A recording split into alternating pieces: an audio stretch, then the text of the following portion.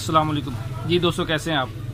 आज आपके सामने एक बहुत ही अनमोल किस्म का वजीफ़ा लेकर हाजिर हुआ हूँ, जिसकी बरकत से इंशाअल्लाह अज़्ज़ वजल आपके रोज़े में भी बरकत होगी और आपकी मुआशी परेशानी भी दूर होगी इंशाअल्लाह।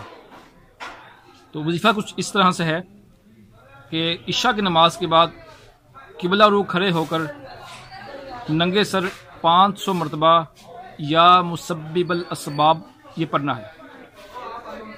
500 मरतबा या मुसब्बिबल असबाब इशा की नमाज के बाद नंगे सर खड़े होकर पढ़ना है और अव्वल आखिर 11 बाद रुदे पाक पढ़ना है।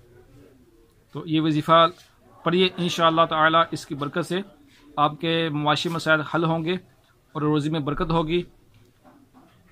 फिर सुन लीजिए, अव्वल आखिर 11 बार दुरूद पाक पढ़कर या मुसब्बिबल असबाब ये 500 मरतबा पढ़ना है। किबला रुख खड़े होकर नंगे सर पढ़ना है। अपना ख्याल रखिए। बहुत बहुत शुक्रिया। अस्सलामु अलैकुम।